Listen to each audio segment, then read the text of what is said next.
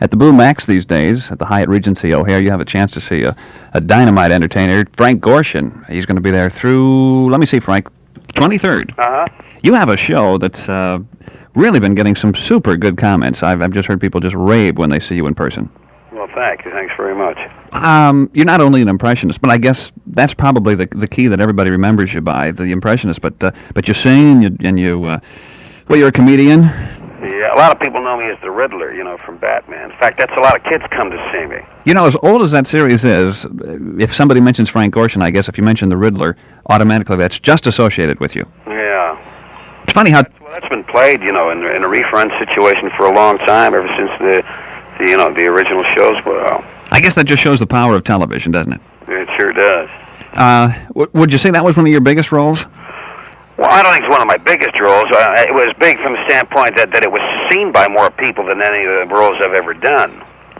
Uh-huh. I'm trying to think, who would you have modeled yourself after? I know you've been around for a good many years doing impressions, but were there great impressionists that you kind of followed, or how did you start doing this kind of thing? How? Yeah. I don't know. It's just when I was a kid, I used to work as an usher, and I got to see movies over and over again. I'd just do it. I found myself doing it. Mm-hmm. I'm trying to think the difference between, now you correct me if I'm wrong, but I'm thinking like a James Whitmore who maybe does Harry Truman, or Mark Twain, done by Hal Holbrook, of course. It's a different type of a characterization than what you do, isn't it? Well, it's different from the standpoint that who's to say that Mark Twain wasn't like that, or you know what I mean? Yeah. Well, then again, no. But a lot of people knew Harry Truman. But you do it with kind of a comedy flair, don't you? Yeah. Well, I guess so. Well, no, not really. I do Richard Burton doing Camelot, and there's not a laugh in the whole piece. I mean, it's just a straight dramatic thing. That's true. I've seen you do that. Yeah.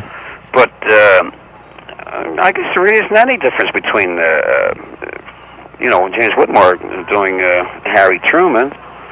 I don't think it's an actual likeness, an imitation of Harry Truman, because I've seen Whitmore do that, And it's not really an impression. It's, I don't know what...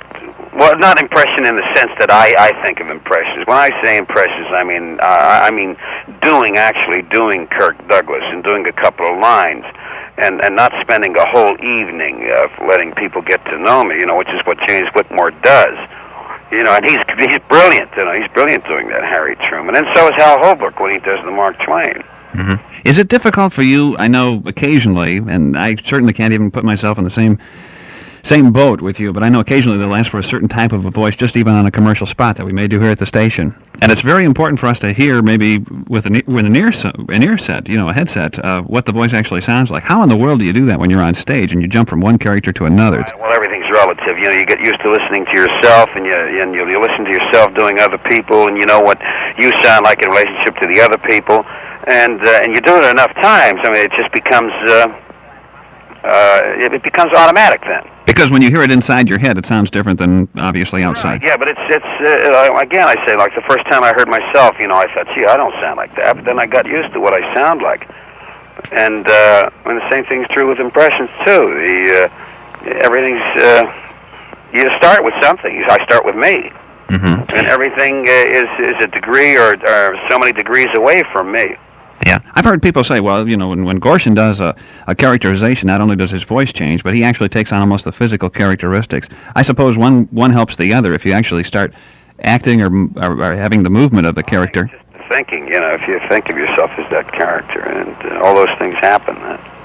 Well, it's terrific. I really enjoy you whenever I have a chance to see you. Well, thanks, Ken. Have you been in to see the show? Not yet, but we're coming. You got to come. Let me ask you this, Frank. I know nightclubs play a big part of your life, but what does Frank Gorshin have in the back of his mind for future? Do you want to become an actor per se, or? No. What do you want to be when you grow up, Frank?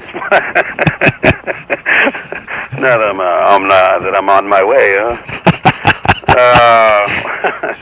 I don't know. I just like to perform, whether it be acting or work in nightclubs.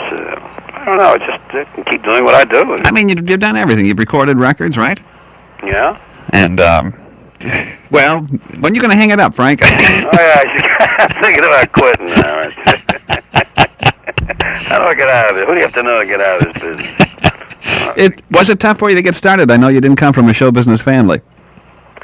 No, I don't know. I guess you don't think of it being tough. I mean, you know it's not easy when you're at the beginning. You know that nobody knows you. But I think it's you're so anxious to do something and to show people what you do. Every time you do it, you feel like you're moving a step ahead.